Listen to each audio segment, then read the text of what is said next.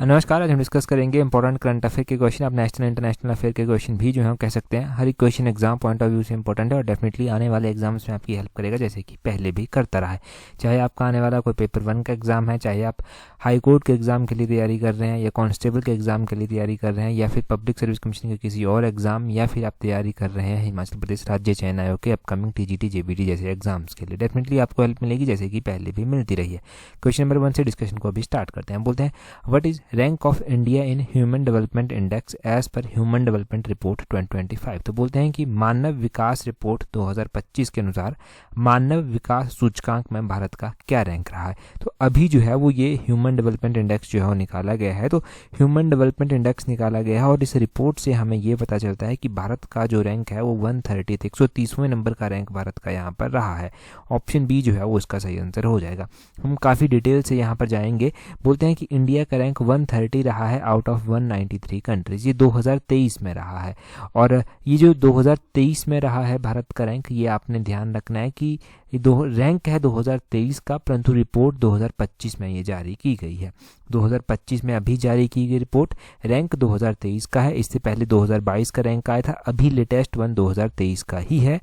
और ये जो ह्यूमन डेवलपमेंट इंडेक्स है, इसके बारे में एचएस में भी क्वेश्चन पूछ जाता है कि लॉन्च किसके द्वारा किया जाता है इसको। तो इसको यूएनडीपी यानी कि यूनाइटेड नेशन डेवलपमेंट प्रोग्राम जो है वो इसको लॉन्च जो है वो करता है। अगर हम इस इंडेक्स में देखते हैं तो इस ह्यूमन डेवलपमेंट इंडेक्स में जो है वो 0.685 स्कोर जो है वो 2023 में जो है वो भारत का रहा है। 2022 में जब ये इंडेक्स निकाला गया था तो उस टाइम स्कोर था 0.676, ये 2022 में था, परंतु 2023 का मोस्ट इंपॉर्टेंट है 0.685, ये ध्यान रखें। और बोलते हैं इंडिया को जो रखा गया है वो मीडियम ह्यूमन डेवलपमेंट कैटेगरी में जो है वो रखा गया है। ये जो है वो काफ़ी क्लोज है हाई ह्यूमन डेवलपमेंट कैटेगरी के। हाई ह्यूमन कैटेगरी का जो थ्रेशोल्ड है वो 0.700 से जो है वो स्टार्ट होता है और भारत का 0.685 जो है वो यहाँ पर स्कोर है। यहाँ पर इतना सब इसके बारे में पता चल गया आपको। अगर हम बात करते हैं कि 2022 में भारत का रैंक क्या रहा था, तो 2022 में भारत का रैंक जो है वो 133 जो था वो रहा था। 133 रैंक भारत का रहा था। अभी हमने 3 पोजीशन जो है वो इम्प्रूव की हैं और 2023 में हमारा 130वें नंबर का रैंक यहाँ पर आ गया है। अगले क्वेश्चन की ओर चलते हैं। यहाँ से काफ़ी आपने देख लिया डाटा। अगले क्वेश्चन में बोलते हैं, what is life expectancy in India as पर latest human development report 2025।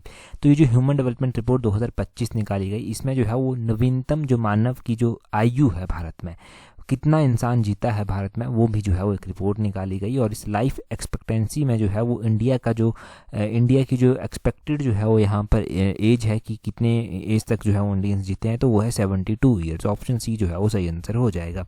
72 years ये 2023 में है। अगर हम इसको कंपेयर करते हैं लास्ट कुछ ईयर से, तो 1990 में जो था ये सिर्फ 58.6% जो था वो 58.6 ईयर्स जो था वो हुआ करती थी। यहाँ पर थोड़ा सा डिटेल से देखेंगे। बोलते हैं लाइफ एक्सपेक्टेंसी जो इंडिया में है वो 72 ईयर्स है 2023 में। 58.6 ईयर ये 1990 में हुआ करती थी। ये जब से इंडेक्स निकाला जा रहा है, since the Inception of index, ये हाईएस्ट वन है इंडिया की। और इंडिया की जो लाइफ एक्सपेक्टेंसी है वो हाई रहने के पीछे का रीज़न क्या है? इसके पीछे का रीज़न कुछ एक इम्पॉर्टेंट योजनाएं बताई गई हैं जो भारत में लॉन्च की गई हैं टाइम टू टाइम, जैसे कि नेशनल रूरल हेल्थ मिशन, ये 2005 में लॉन्च किया गया था। वैसे ही एक आयुष्मान भारत योजना है, ये 2018 में लॉन्च की गई थी। जननी सुरक्षा योजना है, ये 2005 में जो था वो लॉन्च की गई थी। और पोषण अभियान है, ये 2018 में जो था वो लॉन्च किया गया था। तो इस तरह की स्कीम्स कुछ बताई गई थी जो कि मेन रीज़न है कि भारत में लाइफ एक्सपेक्टेंसी जो है वो अच्छी है, परंतु स्टिल चैलेंजेस बहुत ज़्यादा हैं। अभी भी कोविड-19 के बाद काफ़ी रिकवरी यहाँ पर की गई है और भी बहुत सारे चैलेंजेस यहाँ पर देखने को मिलते हैं। जो फीमेल की लेबर फोर्स पार्टिसिपेशन है वो थोड़ी कम है, पॉलिटिकल रिप्रेजेंटेशन कम है, परंतु अभी जो पॉलिटिकल रिप्रेजेंटेशन को लेकर जो है वो डिसीजन लिया गया है कि 33% रिजर्वेशन वुमेंस को दी जाएगी, महिलाओं को दी जाएगी। और जो हमने देखा है कि जो जेंडर इक्वलिटी है उसके ऊपर भी ध्यान दिया जा रहा है, तो उससे भी जो है वो रैंक में धीरे धीरे इम्प्रूव अब आ रही है। पहले ये चैलेंजेस थे परंतु धीरे धीरे इनको एड्रेस भी किया जा रहा है, जहाँ से काफ़ी यहाँ से इम्प्रूवमेंट देखने को हमें मिल रही है। अगला क्वेश्चन देखेंगे क्या बोलते हैं when was operation Sindoor officially launch. तो ये ऑपरेशन सिंदूर आपने देख लिया कि जब पाकिस्तान ने जो है वो पहलगाम पर अटैक किया था, उसके बाद इंडिया ने जो है वो रिएक्ट किया और ऑपरेशन सिंदूर जो है वो लॉन्च किया। ये ऑपरेशन सिंदूर अभी तो आपको शायद याद भी होगा कि ये कब लॉन्च किया गया था, परंतु जैसे जैसे 1-2 महीने बीत जाएंगे तब एग्जैक्टली ये याद नहीं रहेगा। याद क्यों नहीं रहेगा? क्योंकि काफ़ी टाइम हो जाएगा तब तक और भूल भी जाएंगे आपके एग्जैक्टली कौन से महीने में इसको लॉन्च किया गया था। इसको लॉन्च किया गया था मई महीने में 7 तारीख को 2025 को। ऑप्शन ए जो है वो सही आंसर इसका हो जाएगा। ये डेट बहुत ज़्यादा इंपॉर्टेंट है, मई 7 2025, और 100% श्योरिटी के साथ मैं कहता हूँ कि ये एग्ज़ाम में क्वेश्चन जो है वो पूछा जाएगा 100% श्योरिटी के साथ। 2 नंबर का ये बोनस है। अब देखो अभी तो एग्ज़ाम हो भी नहीं रहे हैं, परंतु ये उम्मीद तो है ही कि एग्ज़ाम होंगे जब तैयारी कर रहे हैं, और जब भी एग्ज़ाम होंगे तो इस तरह के क्वेश्चन जो है वो आपके लिए संजीवनी बूटी का काम करेंगे। मेरिट में आपको अच्छा जो है वो रैंक दिलाने में ये हेल्प करेंगे आपकी। मैंने बहुत बार कहा है कि तैयारी करना इज़ नॉट इनफ, एक स्मार्ट वर्क करना वो सबसे ज़्यादा ज़रूरी जो है वो है। अगला क्वेश्चन, अगला यहाँ से थोड़ा सा डिटेल से देखिए। बोलते हैं कि पहलगाम में टेररिस्ट अटैक होता है, वहाँ पर स्पेसिफिक रीज़न पूछकर जो है वो अटैक किया गया टेररिस्ट के द्वारा। उसके बाद जो है यहाँ पर हमें देखने को मिलता है कि 25 इंडियन लोग मारे जाते हैं, नेपाली सिटीजन मारे जाता है एक, और 22 अप्रैल को जो था ये अटैक पहलगाम में जो था वो हुआ था। इंडिया ने भी इसके बदले एक ऑपरेशन लॉन्च किया, ऑपरेशन सिंदूर उसको नाम दिया गया। 7 मई 2025 को इसको लॉन्च किया गया, और ये मिलिट्री ऑपरेशन था जिसमें टेररिस्ट कैंप को जो है वो पाकिस्तान ऑक्युपाइड कश्मीर में जाकर जो है वो टारगेट किया गया। इसको जो लीड कर रहे थे वो इंडियन आर्मी, इंडियन एयरफोर्स, मतलब तीनों हमारी फोर्सेस मिलकर जो है वो एक साथ इसको लीड कर रही थी। और इसकी जो ब्रीफिंग की गई बाद में चलकर, तो हमें देखने को मिलता है कि जब भारत की ओर से ब्रीफिंग की गई इस ऑपरेशन के बारे में, तो हमारी जो महिलाएं जो आर्मी में है, नेवी में है, एयरफोर्स में है, उनके द्वारा जो है वो ब्रीफिंग की गई। एयरफोर्स से विंग कमांडर थी व्योमिका सिंह, इनके द्वारा की गई, और आर्मी से कर्नल सोफिया कुरैशी थी, इनके द्वारा जो था वो की गई ब्रीफिंग इसकी। तो ये ब्रीफिंग के नाम भी इंपॉर्टेंट है, विंग कमांडर व्योमिका सिंह का भी और कर्नल सोफिया कुरैशी का भी। ठीक है, ये नाम ज़रूरी है। कब ये टेररिस्ट अटैक हुआ था? 7 मई को ऑपरेशन सिंदूर लॉन्च किया गया। ये सारे डेट्स जो हैं वो आप यहाँ पर ध्यान रखना। नेक्स्ट क्वेश्चन देखेंगे हमारे पास क्या पूछा गया है। अगले क्वेश्चन में बोलते हैं recently who has been elected as new chancellor of Germany. तो बोलते हैं कि अभी जर्मनी के नए चांसलर जो हैं वो बनाए गए हैं। तो जर्मनी के जो नए चांसलर बनाए गए हैं वो किसको बनाया गया है? वो बनाया गया है फ्रेडरिक मर्ज को। ऑप्शन ए जो है वो सही आंसर हो जाएगा। फ्रेडरिक मर्ज जो है वो जर्मनी के नए चांसलर जो हैं वो बने हैं। अब आपने ध्यान रखना है कि जर्मनी के जब भी इंपॉर्टेंट चांसलर कोई बने हैं, जैसे इससे पहले ओलाफ स्कॉच हुआ करते थे, तो उनके बारे में क्वेश्चन बने हैं। अभी फ्रेडरिक मर्ज जो है वो बने हैं, तो इनका नाम भी इंपॉर्टेंट है। ये जर्मनी के नए चांसलर जो है वो बने हैं। अब ठीक है, यहाँ पर जेडी वेंस भी दिया गया है। जेडी वेंस जो है वो कौन है? आपने ध्यान रखना है कि कुछ दिन पहले जो है वो यूएसए के जो वाइस प्रेसिडेंट थे उनके द्वारा भारत की यात्रा जो था वो की गई थी, और उनका नाम क्या था? उनका नाम था जेडी वेंस। तो जेडी वेंस कौन हुआ? Vice president of USA. ये आपने ध्यान रखना है। यहाँ पर केर स्टारमर दिया गया है। जो केर स्टारमर है ये कौन है? तो केर स्टारमर का नाम भी ध्यान रखना है। केर स्टारमर जो है वो प्राइम मिनिस्टर है यूनाइटेड किंगडम के, यूके के जो है ये प्राइम मिनिस्टर हैं।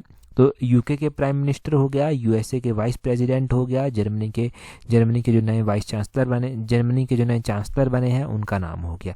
इन सभी नाम को जो है वो आप एक साथ याद रखना।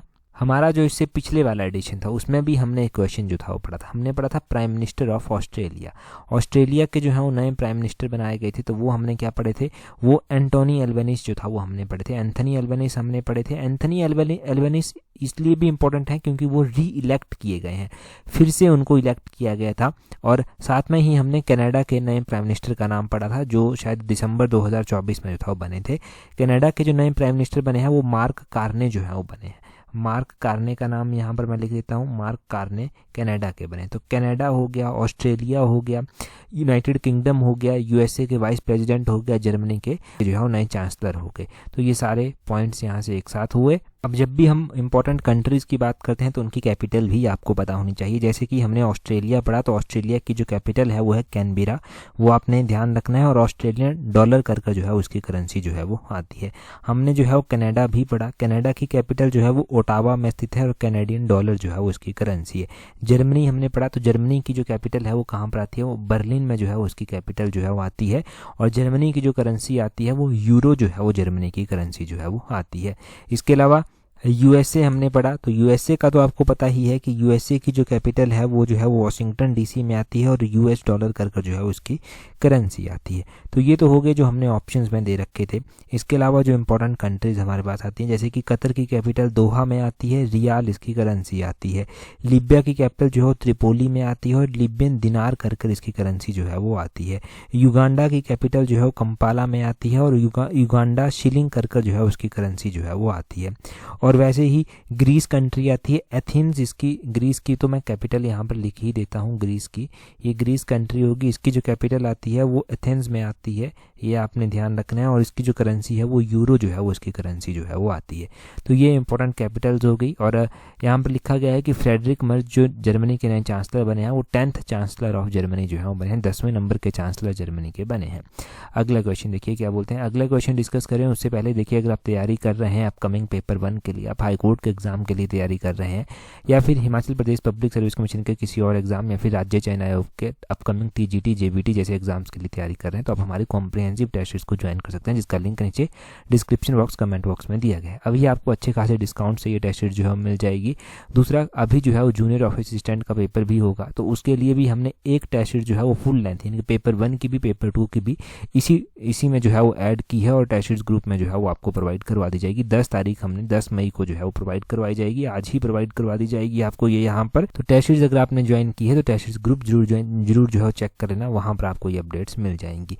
अगला क्वेश्चन देखिए क्या बोलते हैं what is the name of the digital platform being developed by the Election Commission of India to streamline electoral services. तो बोलते हैं कि चुनाव आयोग के द्वारा जो है वो चुनावी सेवाओं को सुव्यवस्थित करने के लिए कौन सा डिजिटल प्लेटफॉर्म जो है वो लॉन्च किया गया है।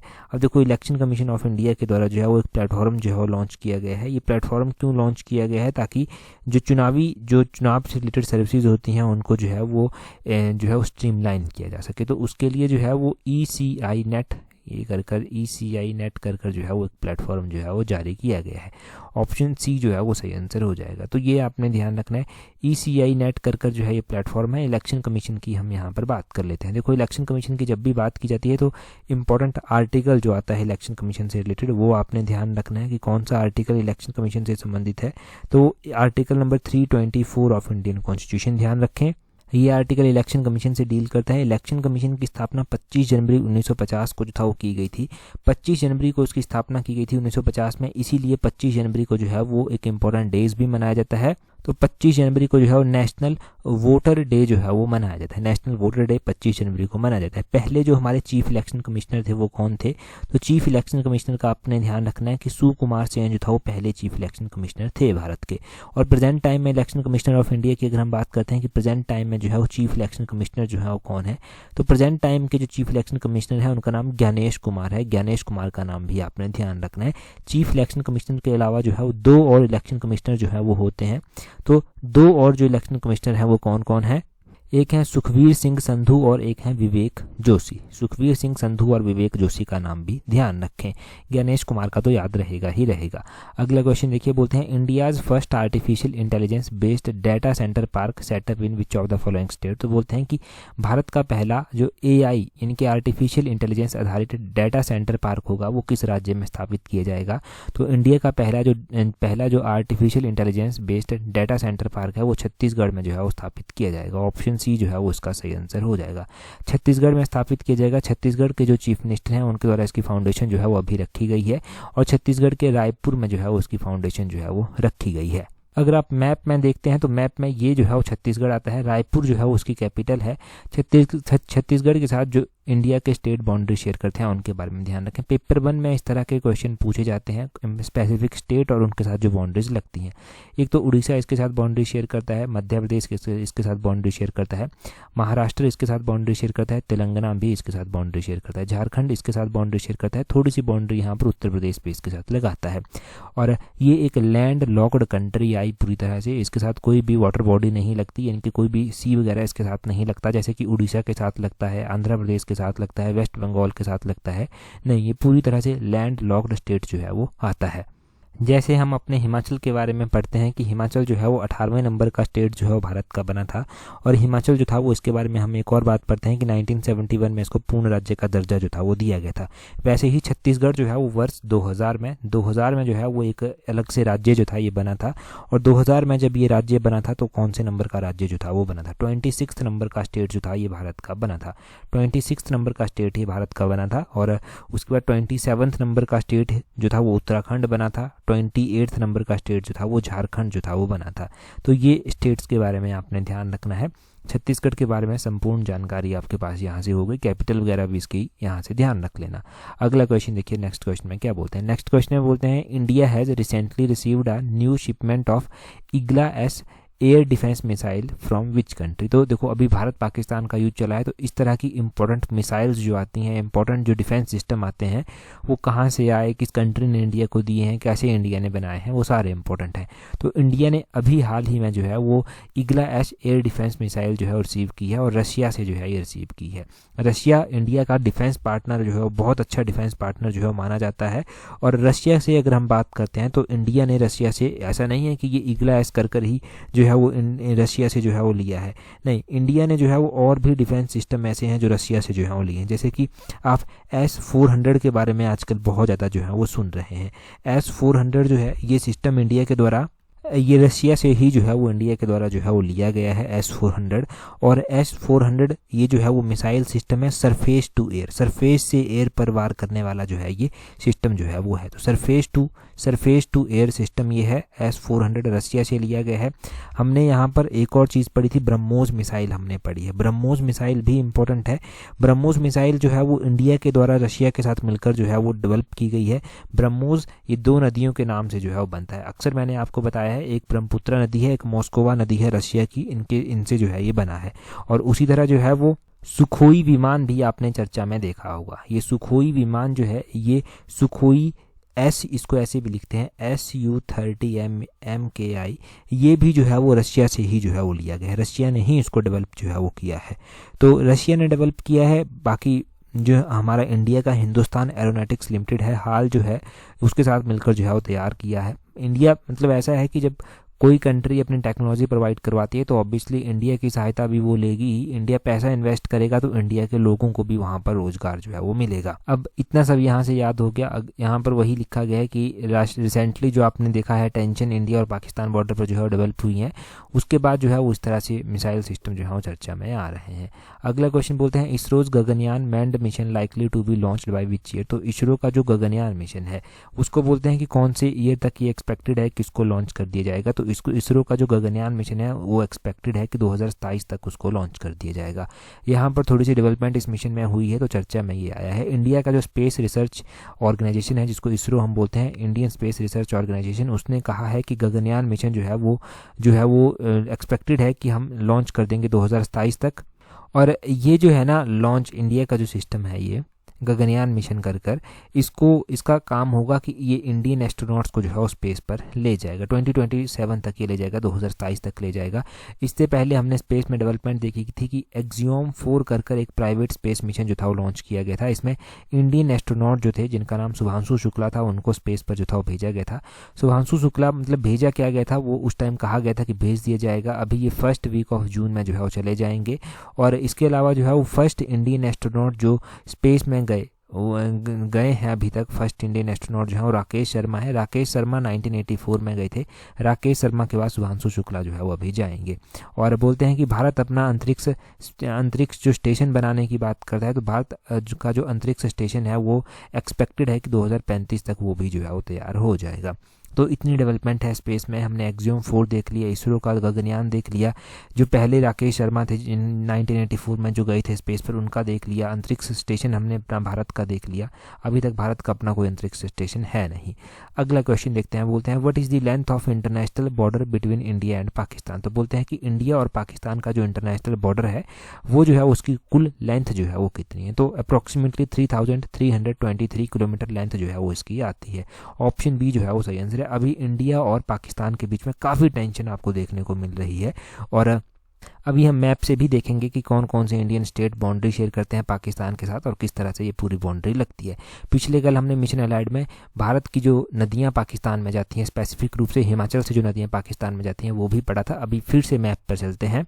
देखो ये है मैप और ये है पाकिस्तान। ये पाकिस्तान है, ये सारा यहाँ से पाकिस्तान लगता है, स्टार्ट होता है यहाँ से, सारा पाकिस्तान के साथ जो है बाउंड्री ये बन रही है। ये वाइट वाला सारा पाकिस्तान है। पाकिस्तान अफगानिस्तान के साथ जो है वो यहाँ पर जाकर बाउंड्री जो है उसके बाद शेयर करता है, परंतु एक तरफ इंडिया आता है। इंडिया का लद्दाख इसके साथ बाउंड्री शेयर करता है, जम्मू कश्मीर बाउंड्री शेयर करता है, पंजाब जो है वो बाउंड्री शेयर करता है, जो चंडीगढ़ है वो सेंटर में आता है, परंतु अभी चंडीगढ़ में भी जो है थ्रेट जो है वो बताया जा रहा है। राजस्थान इसके साथ बाउंड्री शेयर करता है, गुजरात इसके साथ बाउंड्री शेयर जो है वो करता है। तो यहाँ पर अगर हम देखेंगे तो ये इंडियन स्टेट हैं जो कि पाकिस्तान के साथ जो है बाउंड्री शेयर करते हैं। अभी पाकिस्तान और इंडिया के बीच में जो बाउंड्री लाइन बनती है उसका क्या नाम है, रेड क्लिफ लाइन जो है वो उसको बोलते हैं। रेड क्लिफ जो है वो भारत और पाकिस्तान के बीच में, यहाँ पर जो चाइना तिब्बत देख रहे हैं इसके साथ जो लाइन बनती है उसको मैकमोहन लाइन जो है वो बोला जाता है। एक डुरंड लाइन भी आती है। डुरंड लाइन वैसे तो जब एक अखंड भारत हुआ करता था, जब भारत हुआ करता था, पाकिस्तान भी भारत में ही हुआ करता था, तब डुरंड लाइन जो है वो भारत और पाकिस्तान के बीच में बनती है। परंतु जब भारत का विभाजन हो गया उसके बाद पाकिस्तान अलग से बन गया, तो अब डुरंड लाइन जो है वो भारत और अफगानिस्तान के बीच में नहीं आती, ये पाकिस्तान अफगानिस्तान के बीच में डुरंड लाइन जो है वो आती है। देखो इंडिया टोटल जो इंटरनेशनल बाउंड्री शेयर करता है वो लगभग 15,106 किलोमीटर जो है वो बाउंड्री शेयर इंटरनेशनल करता है। सबसे लंबी बाउंड्री इंडिया जो है वो बांग्लादेश के साथ जो है वो शेयर करता है। यहाँ पर अगर आप देखेंगे तो ये बांग्लादेश जो है वो आता है और चारों तरफ से बांग्लादेश को लगभग घेरा ही है इंडिया ने। 4,096 किलोमीटर बाउंड्री जो है वो बांग्लादेश के साथ हम शेयर करते हैं, ये ध्यान रखना है। उसके बाद दूसरे नंबर पर हम चाइना के साथ सबसे लंबी बाउंड्री शेयर करते हैं। 3,488 किलोमीटर चाइना के साथ बाउंड्री शेयर की जाती है। और उसके बाद तीसरे नंबर पर पाकिस्तान आता है। 3,323 किलोमीटर बाउंड्री हम पाकिस्तान के साथ जो है वो शेयर करते हैं। तो इस तरह से हम इन कंट्रीज़ के साथ बाउंड्री शेयर करते हैं। बाकी हम नेपाल के साथ, म्यांमार के साथ, भूटान के साथ भी बाउंड्री जो है वो लगाते हैं, ठीक है। और यहाँ पर आप देखेंगे तो शायद अफगानिस्तान भी थोड़ा सा टच यहाँ पर हो जाता है, जिसके साथ थोड़ी सी बाउंड्री जो है वो लगाई जाती है।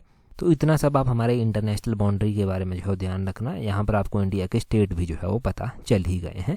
अगला क्वेश्चन हम देखेंगे। अगले क्वेश्चन में क्या बोलते हैं, नेक्स्ट क्वेश्चन में हमसे पूछा गया है, यहाँ पर देखिए नेक्स्ट क्वेश्चन में बोलते हैं Salal dam is built on which of the following river, कि ये जो सलाल बांध है ये कौन सी नदी के ऊपर जो है वो बना हुआ है।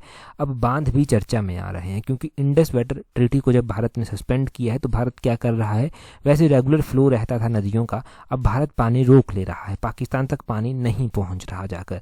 तो ये जो सलाल डैम है इसके ऊपर भी पानी रोका गया, फिर एकदम से भारत छोड़ दे रहा है तो वहाँ पर भी फ्लड लाइक सिचुएशन बन रही है।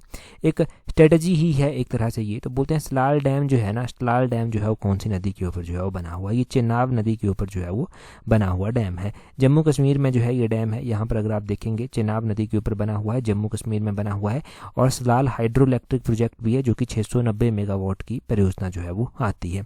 सलाल के अलावा हमने एक और परियोजना जो था वो इससे पहले जो था वो पढ़ रही थी, पिछले एडिशन जो था उसमें भी हमने एक परियोजना पढ़ी थी, वो थी बागलीहार बांध। बागलीहार बांध जो हमने पढ़ा था वो कहाँ पर जो है वो बना हुआ है, कितने मेगावाट का है, वो जो है वो कौन सी नदी के ऊपर बना हुआ है, तो वो चेनाब नदी के ऊपर जो है वो बना हुआ है। बागलीहार प्रोजेक्ट चेनाब नदी के ऊपर बना हुआ है। और ये जो बागलीहार परियोजना है लगभग 900 मेगावाट के करीब जो है वो इसकी कैपेसिटी जो है वो आती है। बागलीहार परियोजना जो है वो चेनाब नदी के ऊपर बनी हुई है और ये जम्मू कश्मीर में ही जो है वो आता है। जम्मू कश्मीर यूनियन टेरिटरी में जो है ये आता है। ये आपने यहाँ से जो है वो बागलीहार के बारे में ध्यान रखना है। बाकी हम अगले क्वेश्चन की ओर जो है वो चलते हैं। अगले क्वेश्चन में बोलते हैं who has been appointed as new chief justice of India. तो भारत के नए मुख्य न्यायाधीश जो है वो किसको बनाया गया है। अभी भारत के नए मुख्य न्यायाधीश जो है बनाए गए हैं। इससे पहले जो चीफ जस्टिस थे उनकी रिटायरमेंट अभी होने वाली है, तो नए चीफ जस्टिस जो हैं वो अभी बन जाएंगे। इनका नाम रिकमेंडेड है। तो अभी आप बताइए कि भारत के नए चीफ जस्टिस जो हैं वो किसको बनाया गया है। ये क्वेश्चन हमने इससे पहला का जो एडिशन था मिशन हमारा जो उत्तीर्ण सीरीज़ का उसमें डिस्कस कर लिया था। जल्दी से कमेंट कर बताइए। टेलीग्राम पर अगर अभी भी ज्वाइन नहीं किया है तो टेलीग्राम से सर्च करना @allexam31, आपको हमारा टेलीग्राम चैनल मिल जाएगा। टेलीग्राम पर ज़रूर ज्वाइन कर लीजिए ताकि आने वाले एग्जाम्स की अपडेट मिलती रहे। That's all for today. Thank you very much for watching and listening it very patiently.